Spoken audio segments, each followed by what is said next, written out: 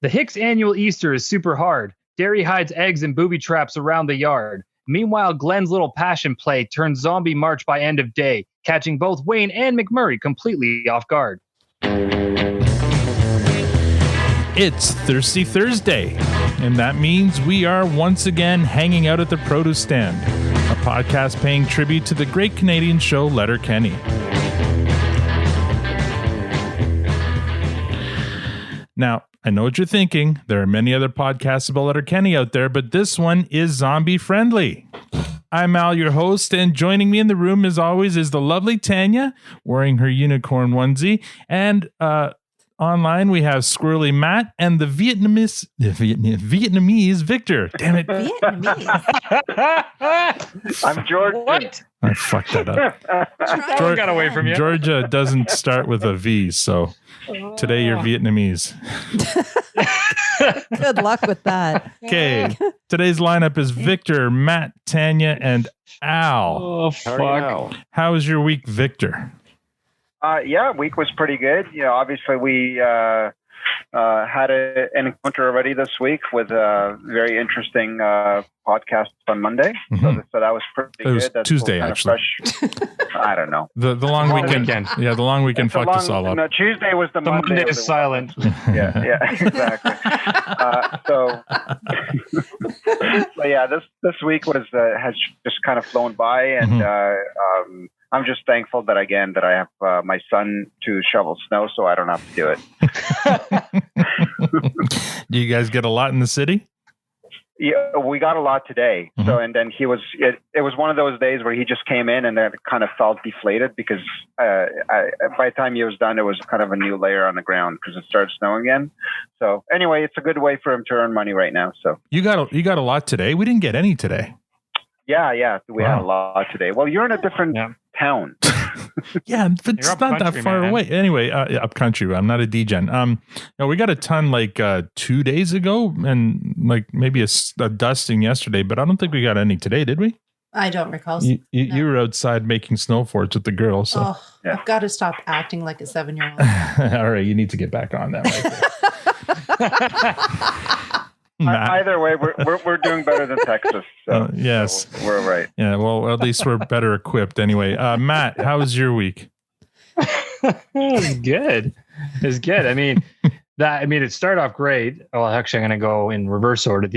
That whole hashtag Not Monday interview we did with Brittle Star was a blast. So, it was so much fun. That was a lot of fun. He was, and I hope everyone gives this one a listen. I know he's not associated with the show, but we definitely talked some Letterkenny in there, and he was just a really fun guy to talk with. So I think we all enjoyed that. And I know I posted a little bit of this on Twitter and whatnot, but I was joking because Valentine's Day was last weekend. And wife totally won Valentine's Day this year when she surprised me with an entire beer making setup. Like not even just one of those little shitty little plastic barrels that you put some powder in and call it beer a couple weeks. I'm talking the full kettle, the kit to get started. Nice. I got my wort chiller. I got everything, and I'm good to go. So we're hoping this week to wort chiller. So the early, and this is what I've already learned, the early process in beer making is called the wort before you add all your hops and everything. And then you have to quickly cool down after you've done the boiling process, you have to quickly cool down the beer before you put it in the fermentation. So it's basically this copper coil that you stick inside the kettle and run cold water through it, so it brings the temperature down really quickly. So then you can put it in the fermentation bucket or whatever you're using, and then let it sit to ferment. So I learned a lot really quickly, and I'm excited. Is it too soon to have sampled anything yet? Like how long? Yeah. I'm like a month out. Oh wow. So even we're starting, because again, I'm new to this whole thing. I'm hoping to get to a point where I start making my own recipes and playing around, but we're starting with the kits first, where they provide all the grains and the extracts and the hops and everything, basically tell you what to do. But even that, it's like there's a couple hours of putting it all together, get into fermentation, and then that'll sit for a week or two, I believe, with this recipe. And then assuming all goes well, I bottle it. And then even bottling, it's supposed to sit for a week or two again, even before you crack your first one. So, excited to learn all about it. I've always wanted to get into this. I've gone down this road a few times where I've looked up kits and setups and almost put out the cash to start playing around, but just didn't do it. So it's here, it's now. And I think wife also looks at it as an investment because we spend a fortune on beer. So she's like, figure it out and start making us beer. So it's going to be a fun road ahead. Oh, super cool. there you go. Are you going to make your own label? Yeah. It's coming. I figured I'll make them. I'm going to work on the marketing even before I finish my first batch. Oh, so know what? Make sure you got to pitch a produce stand batch. Yeah, that we could send out to our patrons. And you got to pitch the poppers. Yeah. Puppers. Yeah, right? Puppers needs a new place. Yeah, I guess there is no actual beer. Puppers beer, is there? There is. Well, there was. But the brewer that makes them no longer makes them. Stack Brewing. Anyway, I'm actually got something that I'm going to read about that in a little bit. But first, we need to hear about Tanya's week. My week was it's been busy. It's been very busy. We went tobogganing again, and as Alan mentioned, I have taken to fort building now with our 7-year-old, and I have got to stop acting like a child because my body is really, really sore now. And the things that parents are going through to try to help their little ones out while they have no playmates, and it's just breaking me. So, but it's a lot of fun at the same time. So my my Fitbit definitely got a workout, and now I'm all cozy in my onesie. Yeah, we had a lot of fun again this. It was a long weekend this past weekend, as you guys know, and it was also Valentine's Day. Was it Sunday? Sunday. So Valentine's Day, Sunday, and then Monday was a day off for Family Day for the long weekend. So we enjoyed. We went back to, and Saturday was just a gorgeous day. Lots of snow, lots of sun. Was that Sunday? That was Saturday, I think. We enjoyed our secret toboggan hill that not too many people know about, and posted some videos of that on the chat, and got some fun replies.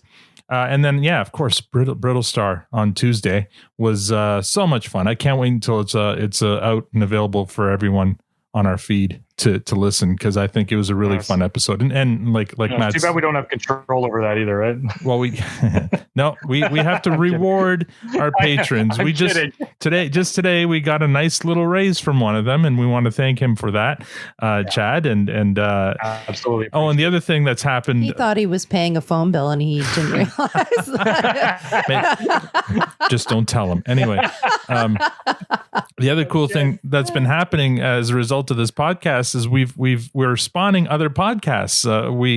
Our buddy Stephen Walker started the Guys Review podcast a couple of months ago, and they got a few episodes in, and now our buddy Melbourne Jack in Australia is starting up a community podcast. And you know what? I'm a bad friend because I don't have the name of it on the tip of my tongue here. It's community, and it is. Somebody, tap dance while I look for the name of this podcast. Come on. Has he launched it already, or is it in the works? Oh, there we go. Great. Perfect. Thank you, Victor. He just started the Twitter account today. It's going to be called the Greendale Human Podcasters. So Greendale, I think, is the name of the school that they all go, the community college in the show.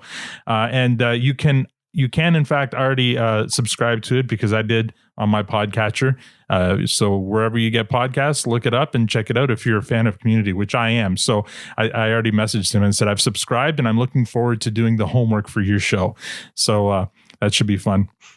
And our buddy Chad, I don't know if he was just joking around today, but he tweeted out that he's always wanted to start his own podcast. He just doesn't know what he wants to do it about. So I offered him a suggestion from Victor, saying that he should call it the 3M. Oh crap! What's the name of the show? Fargo. Yeah, the 3M Fargo cast, and then he could just take it from there. So I don't know if he'll. And that's just an allusion to last week's episode when Victor, because Chad's from Minneapolis, right? From Minnesota. And when we thanked him, Victor decided to thank him for everything good that's come out of Minnesota, including 3M and Fargo. I'm sure there are other good things that have come out of there, but Kirby Tuckett. Oh yeah, there you go. Is he from Minnesota? He played in Minnesota. I don't know, but he's famous for being on for playing for the Twins. So, probably he's not from Minnesota, but a triple deke. Another thing I'd like to give a quick shout out to our friends over at Find Me a Brewery. It's the United States Craft Beer Brewery Guide. So sadly, because it's in the U.S., Matt, when you put out your first batch, I don't think they'll review it, or maybe they will if you send them a free sample. If you're in the U.S. and into beer, and really who listening to this podcast isn't, then you'll likely find something interesting over at findmeabrewery.com. They've got a beer blog, beer reviews, and a list of local craft breweries near you. For you Letterkenny fans, even though they're an American site, they did do a feature review of the Puppers Premium Lager that you should really check out. They review the beer, they talk about Letterkenny, and even the brewery responsible for Puppers, which was Stack Brewing. I'll post a link to it on our site. We're just doing a bit of a link exchange there. They've posted our K. Trevor Wilson review on their Puppers review. So we're doing a little quid pro quo there. So that's findmeabrewery.com. Check them out. They're really good guys. And speaking of support, we have 19 new Twitter followers this week. So here's the roll call. Dinner Blum, Annette Alley from King, North Carolina, Kyle Miller from Omaha, Nebraska, Connor McKenney from Kent, Ohio, Glen Baltzel from East Greenbush, New York, Enema, Pizza Time, Brad Lunsford, Jason, Ken Carpenter, Catherine, Daphne Mills from Victoria, BC. What's this? BK. How do you? I'm going to say Banta or Kanta from Kanta Potter from Uttara, Dhaka, Bangladesh. I do believe that might be our first follow from Bangladesh. KLW, Joe Bino or Beno, Lou Graff from Georgia. Probably in the States. Victor, don't get excited. Billy Buttery from Toronto. Billy is actually a camera op on Letterkenny. So now that he's made the mistake of following us, I'm going to reach out to see if he wants to come on the show, on the podcast.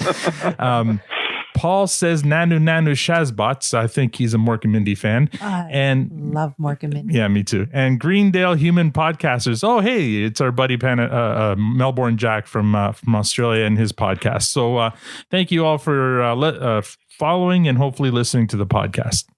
Where was Enema from? He or she didn't say, so.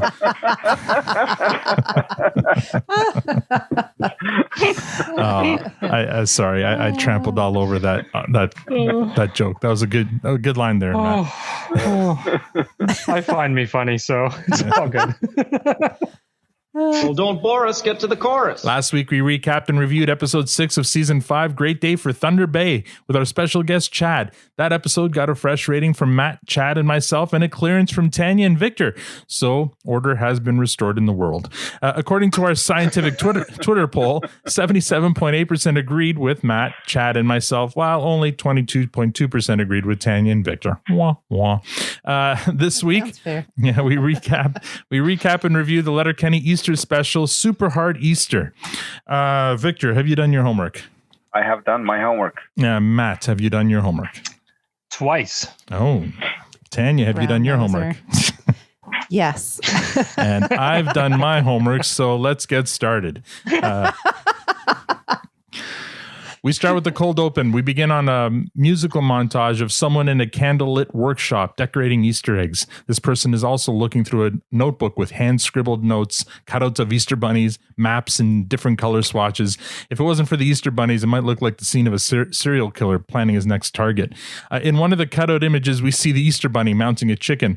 We finally see that the person decorating the eggs is Dary, who has this maniacal look on his face, and as he admires his work, he says to his dog, "This is going to be a super hard Easter," and we cut to the theme. So that was a bit of a different kind of cold open from Letterkenny here. Victor, what did you think? Yeah, I liked it. I thought it was, different. It was. I liked it. Mm-hmm. Yeah, there was not much there to chew on, but yeah. Matt, what did you think? Yeah, I mean, it set the stage. I mean, I like these holiday episodes, I guess. They kind of don't play by their own rules, so it was fun. It definitely felt like a creepy horror movie opening or revenge plot in the brewing. So no, I thought it set the stage and played well into the rest of the episode. Dan? To be honest, before we got to see Dary, I wasn't sure if I was starting to watch the correct show. It did look very different. It was a very What do you think, Dan? I thought the same thing. I was wondering if it was the correct show. I kind of wish that they had have done the Dary's. I know what they were doing, but I love it when he's giddy and he's excited about something. It just makes everything else like very. It just makes it fun when he giggles at himself and he gets all excited, and I like that side of him. But anyways, this was a different take on a cold open and and his character. Well, we get a little bit of giddy Dary later. It was very, very different cold open from what we're used to. I thought it looked gorgeous, though. It was a very nicely shot, framed montage. I'm actually looking forward now to having Danny Ellis on in a couple of weeks to ask her about that scene and how much to say she's art director, so maybe it's more of a director job to stage that kind of scene. But it looked really nice and rich and with all the candles, and the lighting was really nice. And Dary just makes a really good creepy looking, like I could see him playing a serial killer on another show or something. Well, and you're right. It'd be great to talk to her. I mean, from my understanding, the art director, yes, director sets the shots. Well, the cinematographer in combination with director set the shots and what to do. But art director has a huge say in what's within the shot. So all the objects and items, the McMurray scenes from what was a couple episodes back when they're at the McMurray's house. And there's a lot of call outs to a lot of things in and around their house. It'd be interesting to talk about that one as well. And I'm sure she had a big play in what went into those scenes. Yeah, even the notebook, the contents of that notebook and how it's all like scribbled in, and it looks like maybe something he wrote in as a child, or unless he's really got that kind of handwriting as an adult, who knows?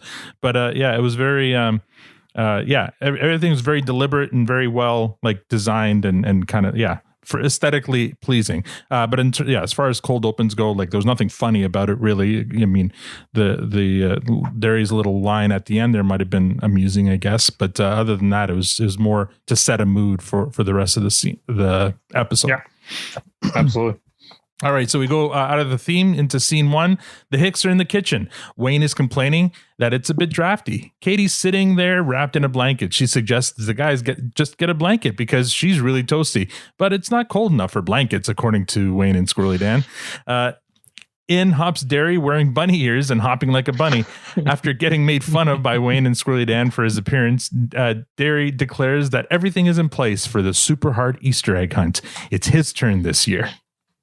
You know what? I know we all like a good tradition. You don't fuck with tradition, big brother. Not even for birthday parties, people don't especially love. Well, I was just saying, I know that we all like a good tradition, but this is the silliest tradition that we got going. Like, I'd rather kick rocks. I love the little callback there to Super Soft Birthday that Dary makes. Katie starts to overrule Wayne's objection, but not before Wayne interrupts to recount a story he heard from McMurray about some dude he saw at the airport in the washroom with his iPad on top of the urinal, working on it while rocking a piss.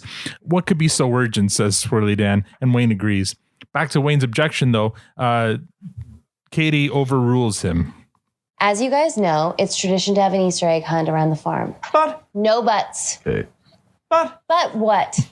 Did I know that Easter is a bastardized version of a pagan holiday based on rebirth because it's set in the spring? I don't know, did you? Did I know that it's a Christian version of a Jewish holiday called Passover that Jesus was actually probably celebrating while he was getting taken by the Romans at the behest of the Pharisees? Fair seems like you're being a little bit of a smart aleck over there, Katie. Then no more buts. Gee, she really punched your tickets on that one, bud. I will not have you ruining another perfectly good holiday or tradition with your humbuggery. Squirrely Dan thinks Wayne is more of a curmudgeon. Dary thinks he's more of a poopy pants. Wayne? Okay. You like peppers? Yeah, I like peppers. You like Gus and Brew? Yeah, I like Gus and Brew. Well, no buts. We get to drink both all day. So I say we just get this rig rolling with the least amount of humbuggery, curmudgery, or poop pantsery as possible, shall we? Poop pantsery. Yeah, I know. Like, you can put that on a t-shirt. And there's giggling Dary there.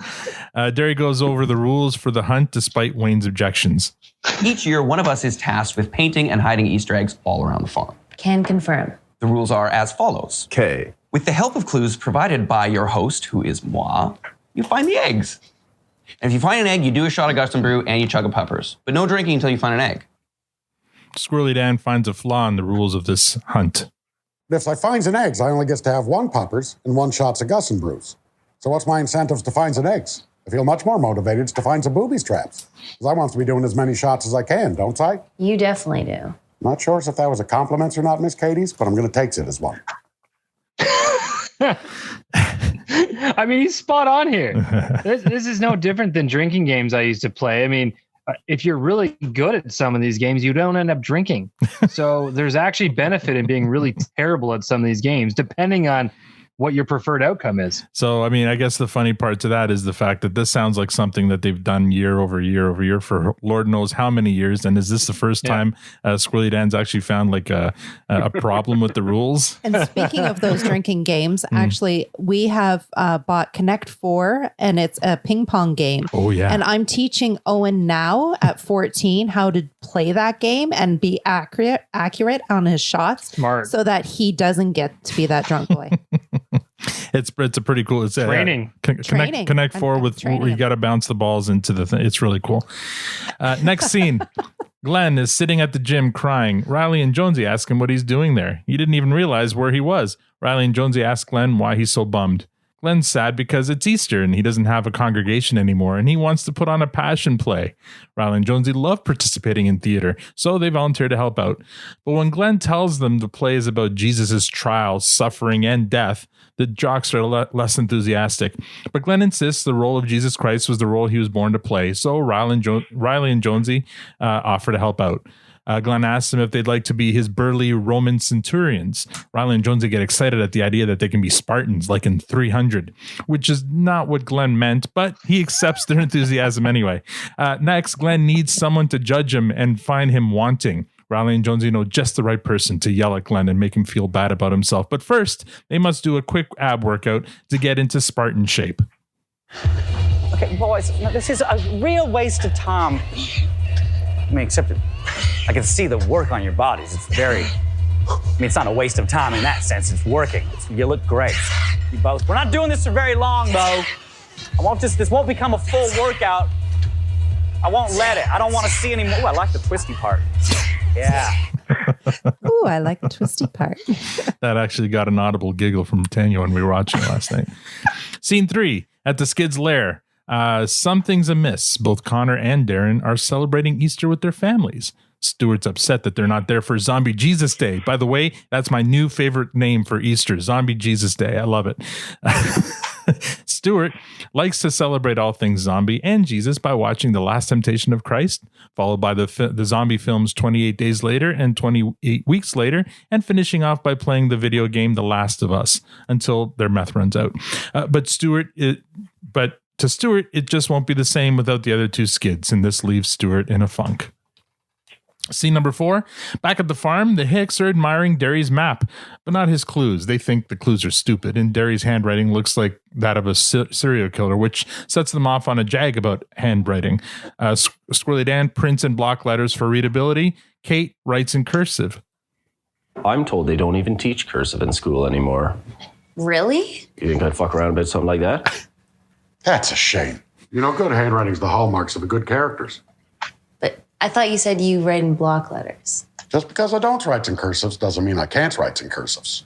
You know, Dan, you've gone ahead and called it a shame. I'm going to go ahead and call it a goddamn shame. Kids need to learn how to do things the old-fashioned way. Pull themselves up by the bootstraps. Show some gumption. Yeah, show some panache. You know, they used to say it about me all the time. They used to say kids got panache. Do they say that? Well, they used to say it about me all the time. I think that's the first time I've ever heard Wayne bragging about something.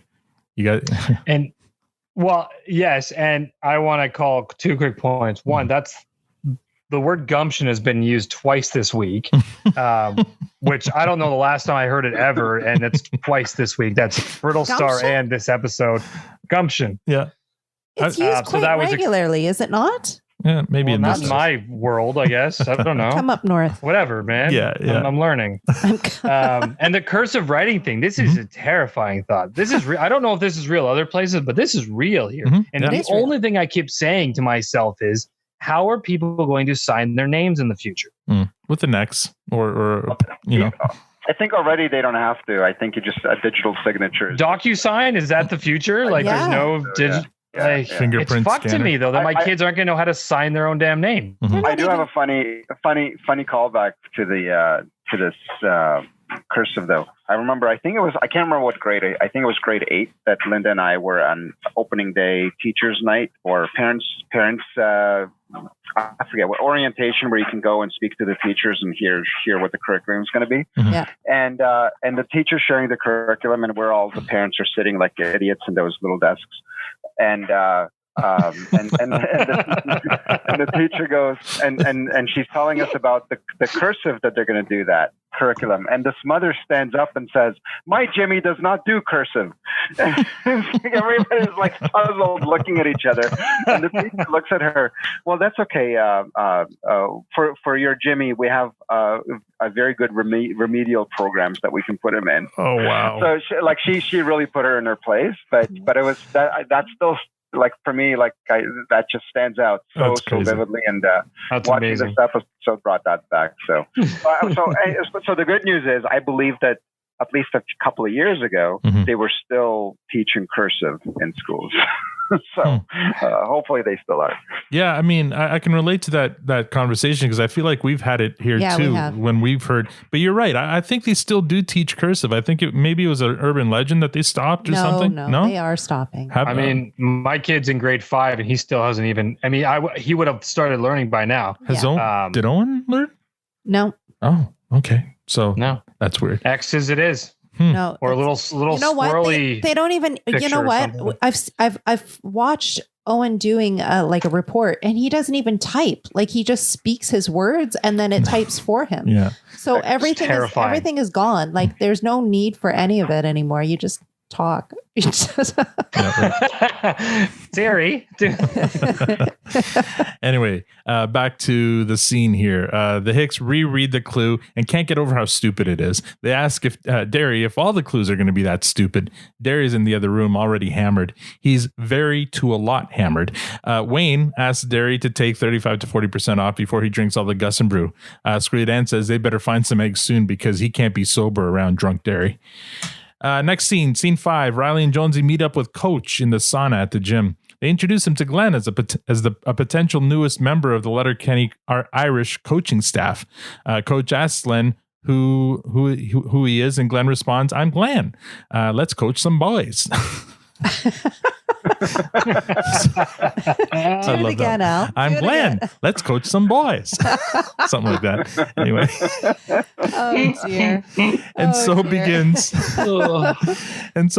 the first act of Glen's passion play, The Judgment. So you want to be a hockey coach? Kind of. I want you to judge whether or not I'd be good at coaching hockey ball. You shouldn't coach hockey ball because you called it hockey ball, right? You wouldn't know a face-off specialist from a stay-at-home D-man. I wouldn't, but I'd like to. This is probably the most time you spent in a gym locker room. It isn't, but let's not get into it. You probably call your asshole your penalty box. That is personal, not true, and a good idea. Thank you, Coach. Boys, I feel like I've been judged and found wanting. Oh, I don't think so. You don't get to float in here, ruin my schvitz with your funny little shits, and then just walk out the door. Oh, man. Coach pours some water on the sauna heater and laughs maniacally. That's such a good scene. What was that again? Because it is my favorite thing that he just said. That's personal. And then what's he say? And a good idea. Something like that. Good idea. First of all, that's personal and a good idea. Yeah. Oh, best line ever. Penalty box. Scene number 6. It's amazing. Back at the farm in the tractor shed, Wayne and Katie are looking for eggs. Katie finds a booby trap, so she's out. So is Squirrely Dan, who found the first boobies trap, making him Easter champion. He's also already 3 sheets to the wind. He tells his version of the Easter story. Hey, I ever tell you guys about the first Easter? It was a long time ago, and Jesus invited his friends to his house for dinner. And he said, hey, one of you guys hide these chocolate eggs before the Romans come. And Judas, would you mind feeding my pet rabbit? Amen. Amen. I love drunk Squirrely. So now Wayne is really annoyed since everyone's getting hammered but him. Next scene, Riley and Jonesy and Glen are at the Skid's lair for Act 2 of Glen's passion play, Suffering. So you need some sort of Judas kiss and you thought of me. Calm ourselves. No, what I need to do is suffer. So I have come here to thee. I'm not sure I know what you mean by that, Glenjamin. Don't thou? Do I? Doth thee? What? Exeunt.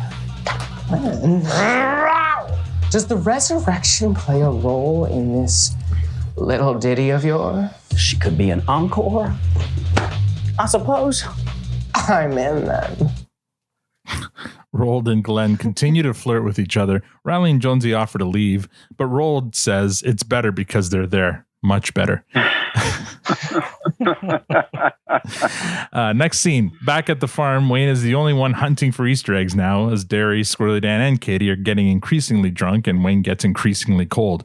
Finally, Wayne decides to call for help. He calls McMurray, who apparently likes puzzles. The conversation involves their usual talking over each other. Next scene, Glen is walking down the road toward the farm.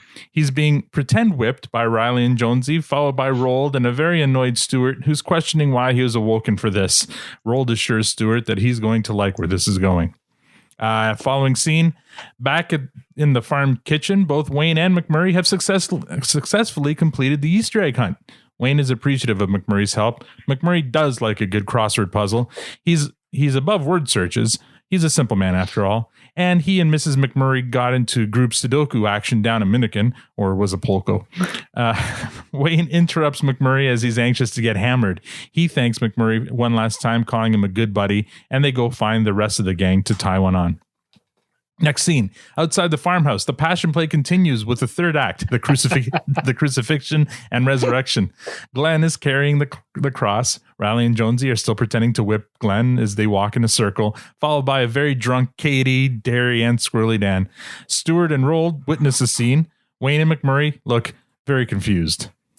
Ooh, what's that? What the actual fuck are we looking at, McMurray? I don't know, Wayne. I seen something like this down Caicos once, but there were a lot less dudes. Roald explains to Stuart what's happening. Do you see? Do you see what I have given thee? I do not. Extrapolate. Jesus is dying, yet he continues to march. We've skipped many details, but basically he is resurrected, therefore he is... Not constrained by mortality, by time. He is the one who cannot be buried. What the religious call the anti, what the simple call the undead. But what you and I call, Roald, a zombie! Jesus is a zombie. It's so true. Katie brilliant. Notes that they've... Simple call the undead. Katie notes that they've run out of Gus and Brew and puppers. Wayne turns to McMurray and says, "This is our time." And they both retreat into the farmhouse to drink. Riley and Jonesy say they have plenty of both puppers and Gus and Brew at their place. So they all depart for Riley and Jonesy's home, leaving Stuart and Roald. It's a zombie walk, Stuart. Just like you wanted. March. Zombie march. Never have I loved thee more. Roald goes in to kiss Stuart, but catches him on the cheek. After an awkward moment, they both hurry along to catch up with the zombie march. Final scene, back in the kitchen, Wayne and McMurray try to have a chat, but they're so alike, they keep interrupting each other to say the same thing. So they try to work the issue out. Want to what, McMurray? Man to man? Man to man. I really wish it wasn't so difficult talking to you all the time. That's exactly what I was going to say. And I know you were. And I know about you were. What? What? What did you just say? And I know about you were? No. Well, I'm pretty sure that's what I just heard you say. I don't think so. Okay, let's start over then. Let's start right from the beginning. Stop talking. I got something I want to say to you. The count of 3. So at the count of 3, I'm going to say it, and you don't talk. I'm right with you. So once again, I'll say something at the count of 3, and then you don't talk. Difficulties. All right? I'm just going to do what you say. And then I don't talk. Fuck's sake, McMurray, I'm joining the fucking zombie walk. Good stuff, Wayne. Made some real progress there. Probably going to be best friends soon. And we fade to black. You choreograph chaos. Oh, man. All right. Initial thoughts. Victor, what did you think of this episode? Yeah, I thought overall it was cute. There was a couple of scenes that I did enjoy and I laughed. But overall, I thought it was it was what I was kind of expecting to get out of the kind of these specialty episodes. But again, we can peel the onion a little more as we go. But for me, it was okay. Matt, I loved it. Loved it. It was so. I mean, I will say for a holiday episode, again, we always know they kind of go away from the normal. You don't expect storyline because it's not connected ever, which is fine. I like the use of the characters. I thought there was just so many fun things. And even for me, I like their version of Easter. I know they sort of touched on there was definitely this balance between their traditions and then what Glen was trying to do and even Zombie Jesus Day. Talk. Yeah. Oh man, that was brilliant. But to me, again, I always celebrate Easter growing up and same way, I always celebrate things like Christmas, but to me, it was never a religious thing. I know they are religiously driven holidays, but from my perspective and how I celebrated them with my family and the way we enjoyed those holidays, it was never religious based. There was a bunny and there was the eggs and all that. And there was never any, religion wasn't really in my home, and that's fine. That's how we did it. And same with, Christmas is the same way. It was to me, it was Santa and family and together and thankful and all that jazz. But there was no religious element to it. So I'm okay with that, and that's how we've chosen to celebrate those. And I love that they have their little tradition here. Yeah. And just Dary's excitement about being in charge of running this mess was just so good. And the clues game, I loved everything about it. We do clues here, even with my boys. We do it every year. We do all kinds of clues and let them chase around. And now I've got some ideas of how to make it extra complicated for them. So it's going to be fun this year. You're going to use booby traps. You got it. Tanya, what do you think? Oh my gosh. I couldn't help but have a flashback because when Alan and I first met a long time ago, he had never. That was one too many longs. I know. It was a super long time. Well, I want everybody to know we didn't do this as adults. We were very young. Yeah. He had never had an Easter egg hunt. And I was floored at that because I'm like, that is just how I grew up. So I think the first Easter we had together, I did an Easter egg hunt for him and bought the ears like Dary was wearing and made him wear them and had a little basket and go around the house. And I even told him, I yanked his chain a bit and told him he had to hop and stuff. So it was a lot of fun. And I had a nice flashback watching the show about that. So yeah, loved Dary. This episode became something so much more on the second listen, listening to it now and being able to really hear all of the things that are being said. And it was a great laugh. Okay. Lots of fun. Yeah. All right. So my thoughts, it was uneven and short. It was really short. I felt like, was it? Yeah, it was only 22 minutes long. And I feel like that's short for a Letterkenny episode.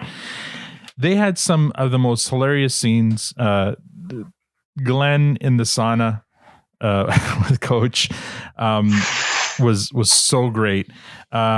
Rold was amazing in this one, throughout. He was just gold. And there was another scene. Well, I mean, yeah, Squirrely Dan being Squirrely Dan was really funny, and Dary being giddy, but it was, I found it uneven. I found it kind of too short and kind of not I don't know. There was something missing that I can't put my finger on. But yeah, I kind of like what Tanya used to say before. I found myself laughing at you guys laughing at it more tonight. Yeah, you're welcome. Then and I mean, I'd seen the episode 3 or 4 times yesterday alone, doing the notes and stuff like that and getting the clips. So, but yeah, I mean, it was just okay. Victor, see, and that's how I felt coming into it. But now it listening to it back again. Maybe you just watch but you can't. Maybe you watched it too many times. Maybe you can take like a really bad movie, like you know, what's that terrible movie that what's her name did after that show? Wow, that was a lot of. Always with your epic descriptions, Victor. I know. Elizabeth. That one, sure. Berkeley. You and my 7-year-old would get along great. Berkeley from Saved by the Bell. What was that terrible, atrocious movie that she did? That's Showgirls? Showgirls. Showgirls. Yeah, that was an amazing piece of art. Right. So the movie is just a disaster. But I remember watching it with a bunch of friends, like while we were drinking, and oh my God, we had such a blast. It doesn't make the movie any good, but it was fun to watch. So I mean, so you have to like you rate the episode on the episode, not on our interaction. No, yeah, for sure. Yeah. But it's Tanya, you reminded me about the Easter egg hunt. So my first Easter egg hunt was here in Toronto when I think I was nine years old. When we went to the CN Tower, and it just coincidentally happened to be the Easter weekend, and we had no idea. But when we were up there, they decided to do a special thing for all the kids, and they hid Kinder eggs all over the place. Oh, wow. So we had to go and hunt for these Kinder eggs. I didn't know why I was hunting for them. I didn't know anything. I didn't know what Easter was. But by the end of it, I collected, like, I think it was my sister and I both. So I think we collected something like 25 eggs together. So, which was really, neat. Like, that's better than those little chocolate eggs. They're Kinder eggs. They're chocolate and they're toys. Yeah. Yeah. Dinner and a show. Absolutely. So yeah, that was my first experience with Easter here in Toronto. Well, we may have to explain Kinder eggs to our American listeners since they've been outlawed and banned down there. They're chocolate eggs that come with little toys that you assemble inside them. Oh yeah, we need to know worldwide who has those and who doesn't.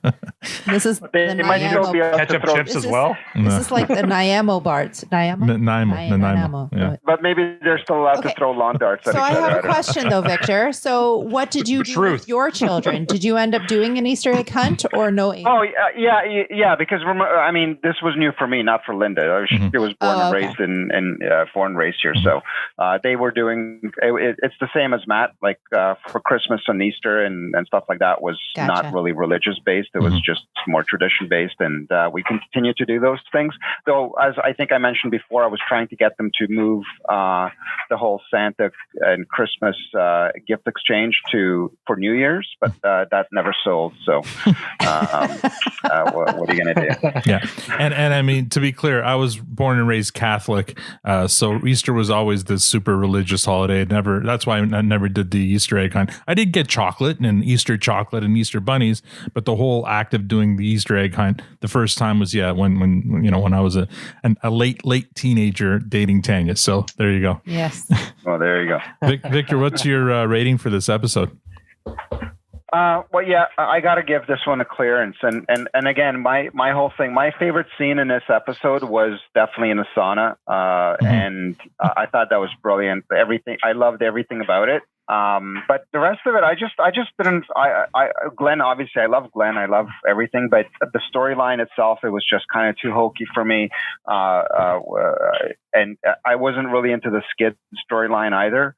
And so the Hicks, obviously the whole Easter egg was fun, but I guess I don't find, the whole drunk thing very funny. Like, I feel like, I don't know, they're at their best when they're not drunk.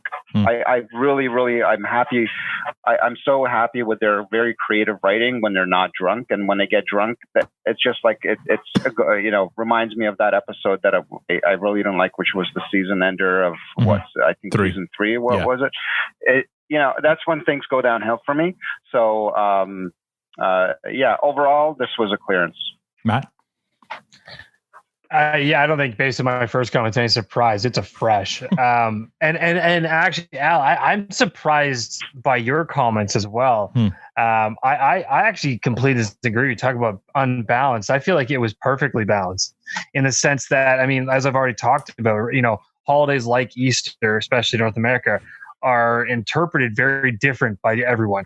And I would say there's two very polar opposites. One is very religious based, which was the Glen and his whole version, what he was trying to do with it, and then the Hicks and what they just had a fun tradition around the bunny and the eggs and all that. And yes, it was a drunken mess. It was a lot of fun. Their friends finds way to do it. But I loved how they just totally contrasted the two different ways in which people look at Easter and take it. So, and even Wayne's, although he had to be sort of urged because he found this one silly and ridiculous, his commitment to it once Katie had him buy in was unwavering. Well, so even as all his friends, right, you don't fuck with tradition, and he just staying on, and even when they're all getting drunk, he's like, I'm gonna find those fucking eggs, and I thought it was so great.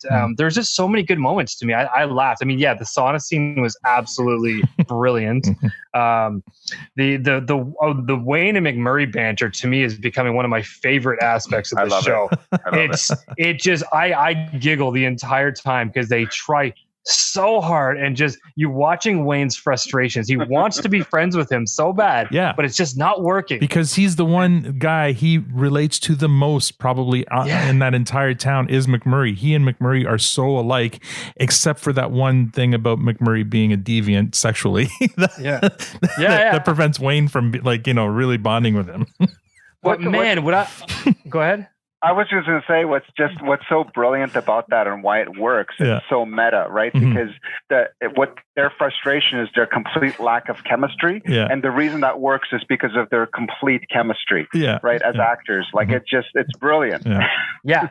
You 100%. I was exactly about to use the word chemistry, and you're spot on, Victor. It's so they play off each other so well. It looks natural, even though it's chaotic, and it works. And you got to hand it to them. I would love to have been a fly on the wall, an extra on the set, anything during those scenes, because I bet you they have a hard time getting through them because they are so well done.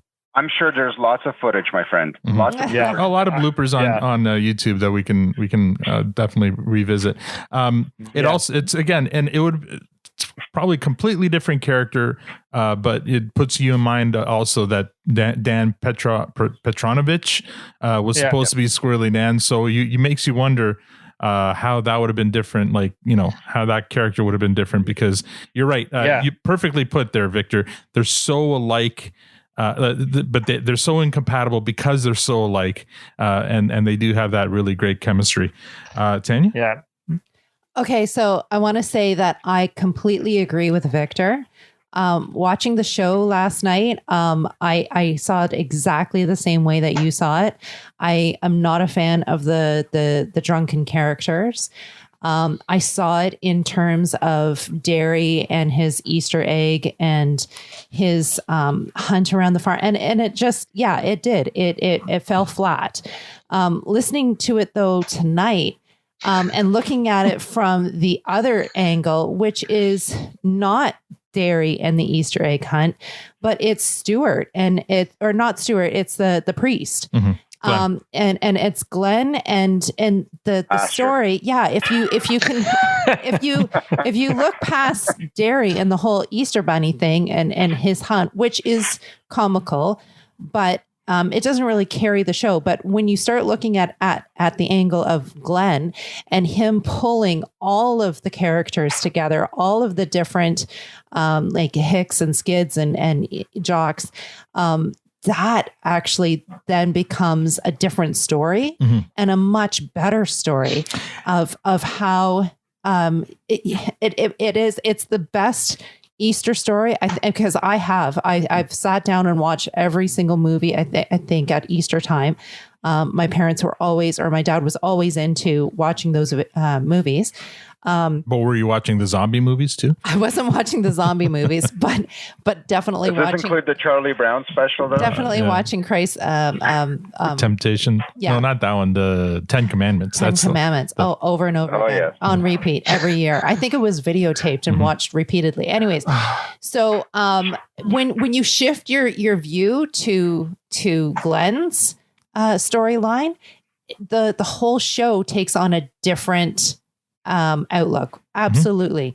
And when you start looking at it that way, then Matt's completely on point. Like the show is funny.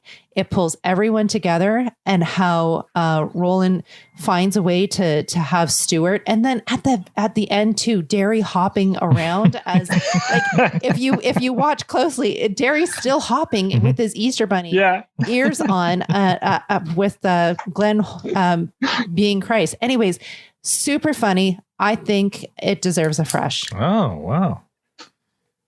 Well done. Well done, Tanya. Well done. You make a good point. I wonder if if I would have enjoyed this episode more had they centered. I mean, the main storyline is the Hicks and the Easter egg hunt, but had they made the main storyline Glen and his passion play, and made the Hicks the secondary storyline. You know what I mean? Like started with it, and because there was structure to the Glen storyline. They had the acts 1, 2, and 3, and they were pulling everyone together through, like, as he's going from one act to another. He's recruiting Riley and Jonesy. They recruited Coach. They recruited Stuart and Rold, and then they end up at the farm. I thought it was well done. And everything else is the commercial. Yeah, everything else is kind of the extra. I mean, and then the whole Hicks storyline. Matt, I'm gonna get him. Becomes more just, it's just the comedic part of it. Anyway, I'm still going to give it. No, come on! I was changing your mind. No, because I did change your mind. In the end, that's not what the episode was, though. It was the other way around. No, it wasn't. It was, and the Hicks. All the way you perceive it. It was balanced. Spinning your own narrative on it doesn't change what we actually saw yesterday. Yeah. So. I'm giving it a clearance. Okay, it was okay. I'm wait. I'm just gonna before you type that in. Mm-hmm. I already wrote it down. No, you can always cross it out. You cross out other things. But did you use cursive? Okay, listen. No, I print in block letters like Scrolly Dan. You gave that put in other cursive. The future won't be able to read it. Yeah. Remember the cold open where they were talking about the urinals and peeing and ants riding on Sea-Doos, right. That was stupid. That was absolutely ridiculously stupid. So that just shows that the show isn't about the cold open. Just because this one started with Dary and the whole Easter bunny thing. But I like the cold open. It was a very well shot cold open. It wasn't funny, but it was a nice cold open. But look, just think cold open had nothing to do with my clearance rating. No. Everything about this episode was fine. I'm giving it a clearance. I'm not giving it a compost. It was fine. You should reconsider. There were one or two. Yeah, you're giving it the wrong one, but that's okay. I mean, it's not. There were one or two hilarious moments. Yes. But I found the writing, especially for the Hicks, sensing a couch coming. That was more than one or two. There was more. Look at all the things that Glen did. Glen time out. No. I call this one. How many times did you hear Tanya laugh when you were watching the episode with her? Well, she did laugh, I think, once or twice audibly, which is more than she usually does. And on episodes that she usually holds it back, so that the poker face. So I had a feeling she enjoyed this episode, but I wasn't sure.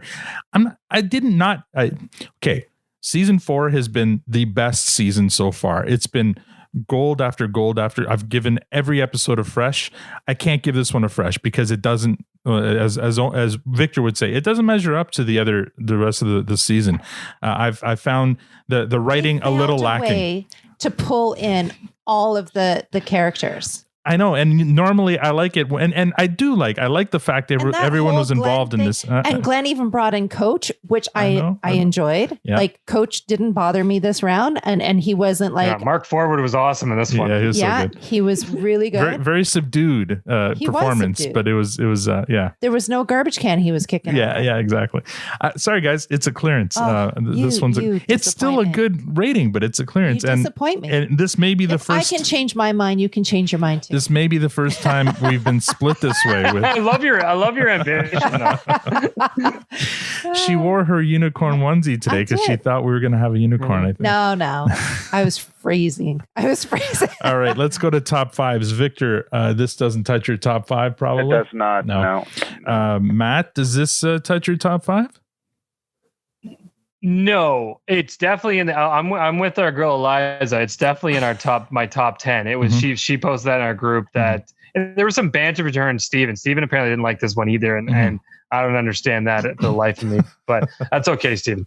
But yeah, I mean it's a top 10 for me. I thought it was a blast, and there was a lot of good moments. Like what the actual fuck, guys? Like this is a good one. I was surprised. I was surprised by Eliza's comment. Like of all the episodes to get excited about, I just didn't think. For me, I didn't think this episode would be polarizing at all. I thought it would be, I kind of liked it, I kind of didn't like it, or whatever. I didn't think there would be any extremes on it because I certainly didn't not like it. I just didn't love it, and so that's the whole purpose of having that clearance rating. Yeah. And maybe it was just so many things that resonated with me, like from the way the tradition was done. I mean, I've had a lot of drunken stupor days with my friends younger. Like, then this is the kind of shit we probably would have done and probably did at some point. So there's just the interpretations of it all. I thought was so great. There were so many good things about this episode that made me laugh my ass off. And from a holiday perspective, and which are normally sort of sideshow episodes, I thought this was the best one. Wow. Really? No, yeah. See, no. Yeah. This leaves me a little bit discouraged about what's to come. This is my least favorite of the holiday episodes so far. Really? Yeah, I thought Halloween was so far number one, number two, St. Patty's Day, and now this one, is a far third. No, I disagree completely. Yeah. Well, there you go. I mean, that's why we do this, right? Glen was fantastic. Absolutely, hands down, awesome. I didn't hate the episode. And the one thing we haven't even really touched on is the fact that the Skids took it all around and they summed up that zombie Jesus was a zombie. Yeah, no, you're right. So that's what I took from this episode. I really enjoyed the writing for the Skids. But wait, allegedly. You really gotta stretch it. I enjoyed the writing for the Skids. I enjoyed the writing for Pastor Glen. I found the writing for the Hicks story a little wanting. I found it a little weak. That was weak, but you can't look at it that way. But it was the main storyline. No, it's not. And look, again, season 4 has been all fresh until now. I've got to put my foot down. Matt, what oh yeah, you already said this doesn't break your top 5. Tanya, does this break your top 5? I love how you like did a well, because I'm staring right at Fart Book right now. I know you are, and just because you want it doesn't mean I do. So no. I'm gonna just leave as is. Okay, Tanya, you got to get over yourself at some point. It needs to leave the list. Victor, I'm gonna guess this doesn't break your top 5. No, we started with him. Yeah. That's right. That's all right. Yeah. So never mind. I'm tired this week. And yeah, no, it my top 5 remains untouched by this episode. Let's move on to some listener comments. We have a new Twitter follower, Logic Bomb. I don't know if he's new. Anyway, he's new to the group. How are you now? I love the podcast. I've listened to every episode. It is a great companion to the show. I live in Lenoke, Arkansas, a town with a population of just under 5,000, and I find Letterkenny to be very relatable. My name is Christian Hicks, so I'm not sure if my mother named me after the town factions or not. Anyway, keep up the great work. Many hugs and BJs from me to you. So I love that. So I had to. With a last name like Hicks, he is not Portuguese. Well, he's a Christian and a Hicks, but he's not Portuguese. No, but he knows what a BJ is. But he knows what a BJ is. Well, let's hope. I mean, he could be. I'm not going to judge. He could be meaning the other way.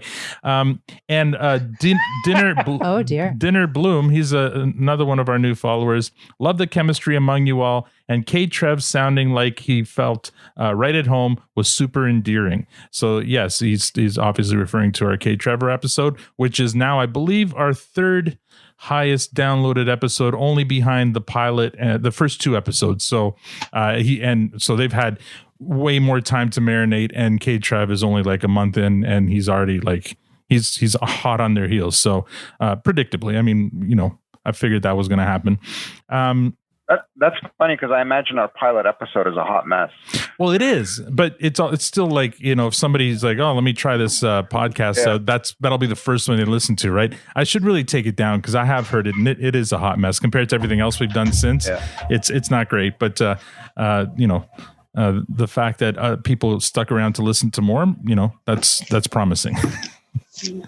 So final comments, Victor. Oh, there's Moose. Hey, Moose. Oh, hey, little buddy. I don't know. There's so much going on. I'm still kind of getting. I really enjoyed the talk we had with Brawl Star because it gave me a chance to introduce him and all the work that he does to the family, and they're loving it. Like the thing this week with the colors around our city or around our province, I don't even know what it is. That was brilliant. And so just really enjoying all the stuff that going over all the stuff that I really enjoyed of his and sharing it with the family. That's really fun. In terms of this episode, let's keep on moving on and then get to the next season. I'm really looking forward to it because season 4 was just incredible, which was a surprise to me, right? Because Dean Giles told us that season 3 was his favorite, and it was a great season as well. It was, but season 4 kills season 3, I think. Season 4 is really where the show really finds itself, so I can't wait to see what season 5 holds. Well, you can tell Dean yourself next week because he'll be on for the recap. Matt, any final comments? Yeah, I mean, I'm with Victor on a lot of that around this. This was such a great season. I'm excited to do the recap coming up. I will say this week felt, as much as I love you guys, a little lonely. I feel like we've had guests for quite some time in our last little string of recordings, which has been a lot of fun too. And I hope we can get some more guests on because those are always a blast. But no, I'm right with you. I think this was really a fun season. I thought we had a lot of good moments in here. I continue to look forward to this every week, and I honestly, it's been so long since I've watched the series. It all feels new to me every time I hit every episode. And even today, as we were watching the Easter one, Jenna was even saying, she's like, "Have we ever seen this?" I'm like, "No, we haven't." So we had actually never seen any of these holiday episodes. I think where we were getting our content before didn't have anything except the main series, so it's like we didn't even know these exist. So these are little Easter eggs along the journey, right? What you're saying is it's pirates don't like the holidays. Then is what you're saying? No, apparently not. I would never do such a thing like pirate content. But anyways, I am now a supporter of Crave. Yes, and I'm getting my content clean. Yes. So anyways, it's fun. I'm looking forward to this. Yeah, he's reformed. I'm awesome. reformed. Tanya, any final comments? Having a lot of fun, and let's keep it going. So agreed. Season 4, stellar. Looking forward to the recap next week with Dean. I'm curious to know, well, from you, the three of you, but also from our listeners, they can let us know, what do you think about us having non-cast member guests? I really enjoyed Brittlestar, but I feel like, and I feel like it was justified having him because he is such a Letterkenny fan, and he's somewhat known, maybe not outside of Canada, but to Canadians, he's got a very large following. But I mean, I'm always going to be trying to get cast member guests on, but obviously that's a tall order. Once we've had a bunch on, it's going to get more and more difficult. What do you think of having non-cast member guests, but people who are known and who have interesting stories that we can interview? What did you guys think? Yeah, and I'd expand that to cast and crew. Yes, because again, we have Danny coming on, who's crew, and they're just, I mean, they're the ones that make the show happen. So but yeah, I agree. I think Riddle Star was great. I hope others find that interview as entertaining as we did, because again, everyone.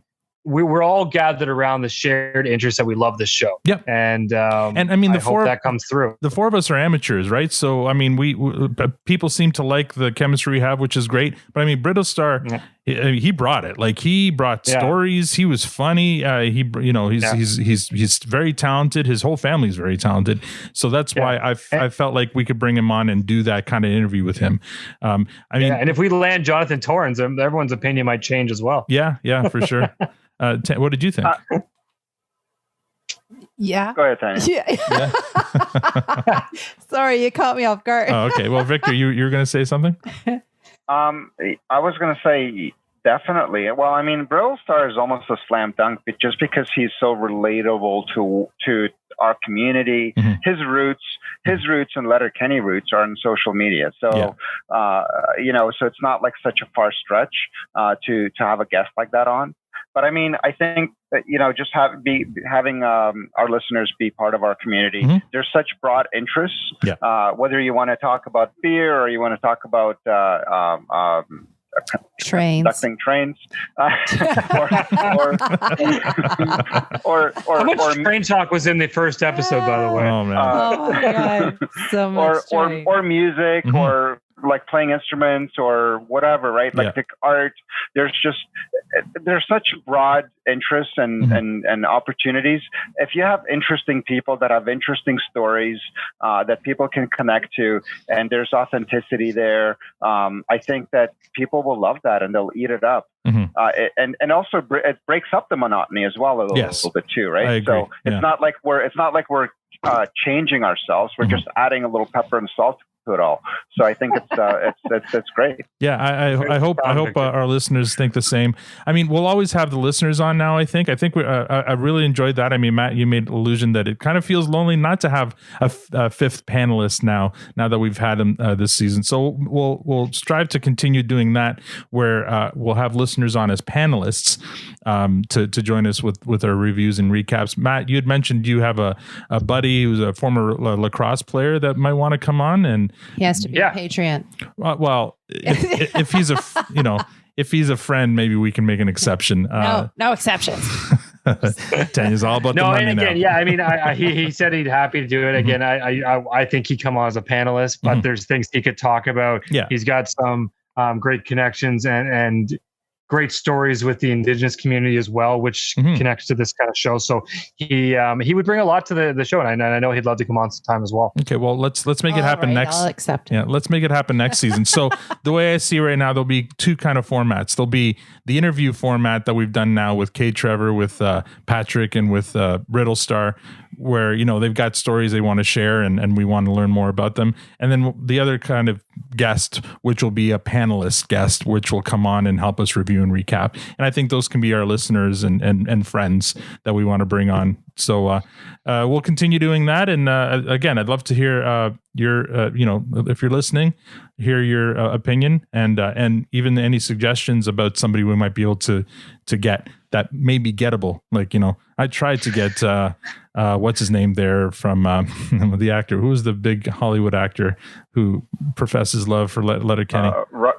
Not Russell Crowe. Norton. Ed Norton, yeah. So he hasn't returned any of my calls. So I said Russell Crowe because I just watched the movie with him called Unhinged, where he goes all loopy and does road rage and chases a woman and her child around the city.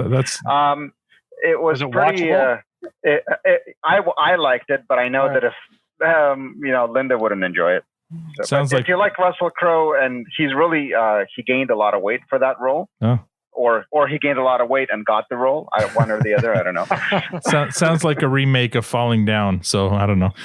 Maybe. Yeah, it was similar to that. That's the one where what's his name goes all loopy and gets angry at Michael car Douglas? alarms. Yeah, Michael Douglas. Yeah. Starts smashing cars because they're beeping. Yeah.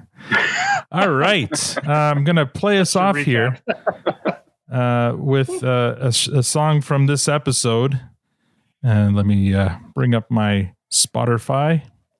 The song is called Maniacs from Hawksley Workman, who is a former resident of Stratford, as Brittle Star had mentioned last week, and also a great musician-songwriter. I've heard him on Toronto Mike. He's a very interesting dude, and I guess Letterkenny thought so too, because they used one of his songs called Maniacs.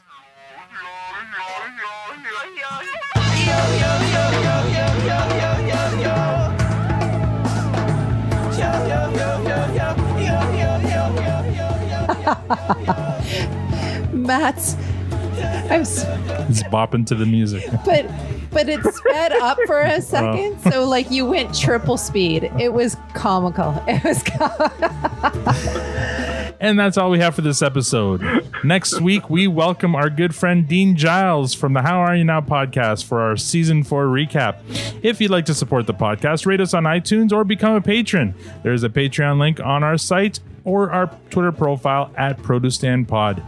Thanks for joining us. Now we're going to decorate some Easter eggs, go on a zombie march, and drink, but probably not in that order. On behalf of Matt, Victor, Tanya, and myself, thank you for listening and have a great week.